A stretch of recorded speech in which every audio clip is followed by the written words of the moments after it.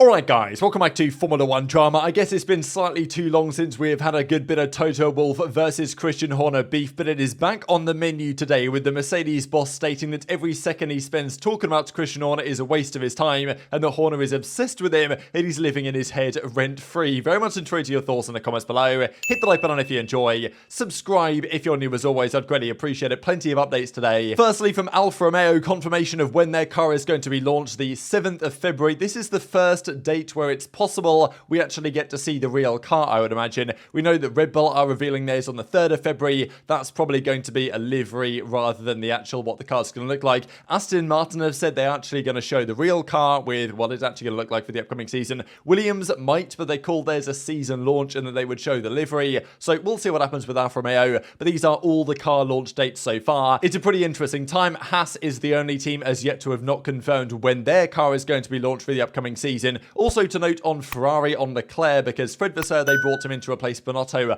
largely because, maybe not entirely, but for a good reason, because he had the good relationship with Leclerc previously, and that relationship, of course, remains. The key intention for Ferrari going forwards, according to many sources, and for good reason, is to ensure that Leclerc signs a new deal. Currently, his deal ends at the end of 2024. They have him for 23 this upcoming season. They have him for next season, but after then, there is a very realistic possibility that he leaves Ferrari and goes elsewhere. Leclerc's a smart guy. He doesn't necessarily want to stick to Ferrari forever. He was actually asked the question not long ago, do you want to drive for Ferrari forever? And he said, look, I love it here, but, he didn't guarantee that he's going to stay, and for good reason, because if they can't deliver things on the car side, but also on the operational strategy side, why not join a team that does do those things, especially if a spot is available at a rather good one? Now, that's where the question comes in about Mercedes. We don't know when Hamilton will retire. The rumours are that his contract might be extended up to till potentially 2025. But, there's always the chance that if Hamilton was to win the title this year or next year, or even in 25, he might retire on the spot. I wouldn't be surprised if Hamilton wins his 8th, if he just says, you know what, that's it for me. I'm going to call it a day in the sport. I think that's probably what most people would expect to happen. He even mentioned recently he wants to go out being the world champion. So, let's say in the case that Hamilton wins the title in 2024, a seat would open up at Mercedes, maybe on a very good timing with Leclerc's contract potentially ending at Ferrari. And even if Hamilton, maybe Hamilton doesn't win and decides to call it a day anyway, if the car isn't very good or he's not enjoying it. But if the Ferrari's car isn't very good, then would Leclerc stay or would he potentially go? And also, Red Bull, right? Okay, they're going to have Verstappen, but,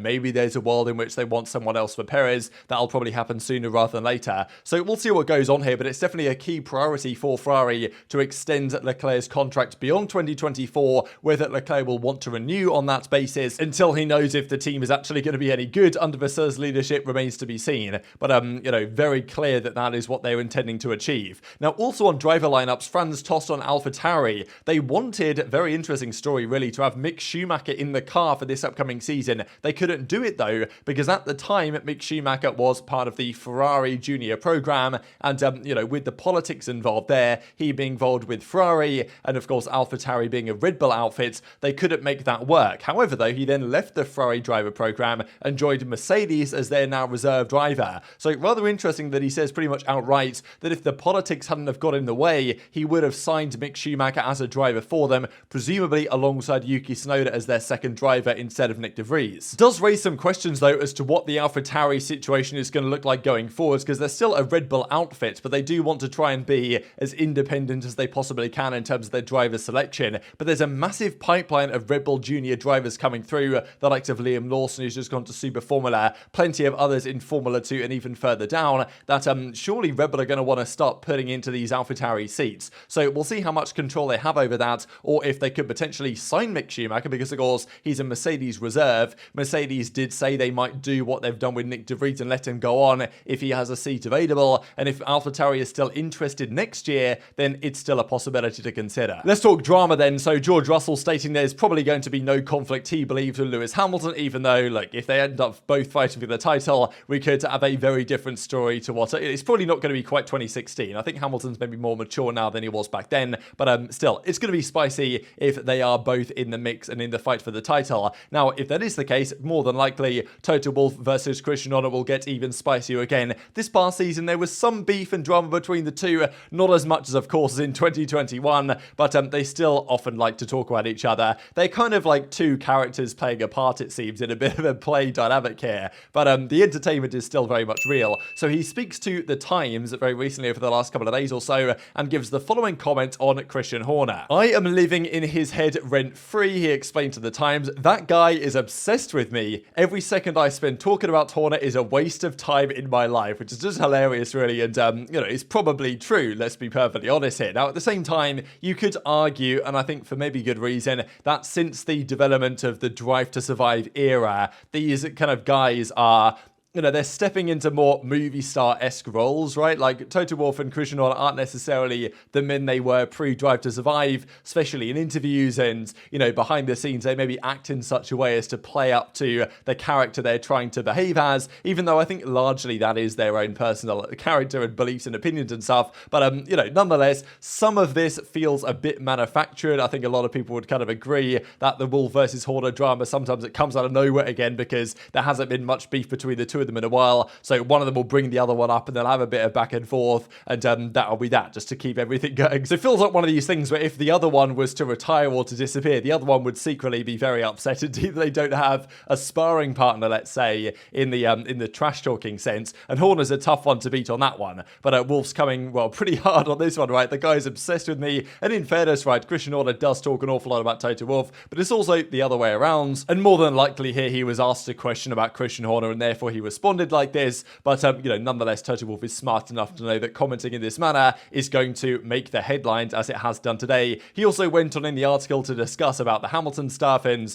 potential contract renewal there, talking as often as possible with him, the difficult period he had in charge, because it's now been actually today 10 years where Toto Wolff has been in charge of Mercedes, so good anniversary to talk some trash on Christian Horner for, and processing disappointment, one of the most difficult things in the sport. So over the course of the season, who's been talking the most trash on the other one? It's probably been Horner towards Wolff, but it's kind of difficult to say. So earlier in the season, he mentioned that given that Red Bull were doing rather well, Mercedes were struggling a bit. Obviously, Horner was quite happy about that and said that he's kind of hoping that Toto Wolff will experience the same pain as he felt during the Mercedes era of domination. He also went on to say during the whole, about the Singapore Grand Prix going into the Japanese Grand Prix, when the cost cap saga was really coming up, when he mentioned that, Toto Wolff, where is he getting his information from? How does he think he knows that our submission is XYZ over under the budget cap? And then Christian Horner was, kind of defending his own team's position and saying that, oh yeah, the other teams are coming down on us too hard. It's all kind of so sad for Red Bull. And Toto Wolff then came back and said it's almost like he had to squeeze out a tear when he heard Christian Horner's comments. It's a bit of reverse psychology and kind of crocodile tears from Christian Horner. Who's the victim here? We believe the victims are the 9 teams rather than Red Bull themselves. So even in a season where there wasn't too much beef really between Mercedes and Red Bull, which is rare in recent years, they still managed to find a few things to discuss. And look, I think that Toto Wolff's probably right to a certain degree on both counts. Okay, Horner does talk about him a lot, and also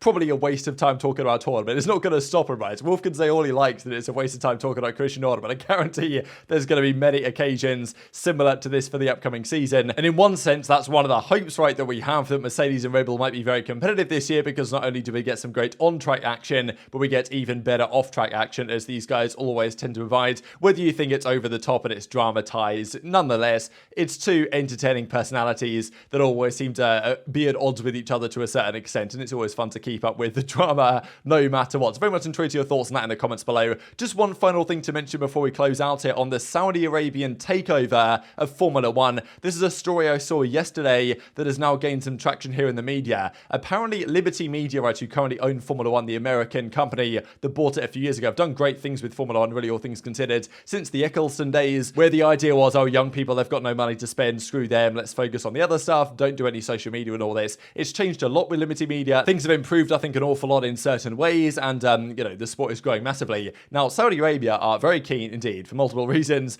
to simply buy Formula 1. Now, of course, they have, as it stands, the Grand Prix track. They're creating a new one at Qadira, I believe, so it's going to move from Jeddah to Qadira idea in like 2028 is the current understanding, but it's going to be there for quite some time. And they seemingly offered the Liberty Media guys, I think $20 million, or $20 billion, sorry, $20 billion, let me repeat, to buy the entire property of Formula One. Now, Liberty Media declined this offer, but nonetheless, it's a little bit concerning, and obviously Hamilton and others are not going to be so happy about this possibility and what this could mean for the future of the sport, because, look, Liberty Media at some point, and I believe there's been some talks, they will sell F1 at some point or another. Now, when they go to sell, will they just sell to the highest bidder? And if they do, does that mean that there's the possibility that, a Saudi Arabian investment group, or whatever the case might be, might buy the sport, which, then puts things in a very precarious position. So don't really know what this might entail in terms of, what the consequence of this might be, whether there's any, let's just say, regulatory ramifications for a potential move like this. But if Liberty Media do come to sell their ownership of things over the next, let's say, 5 years,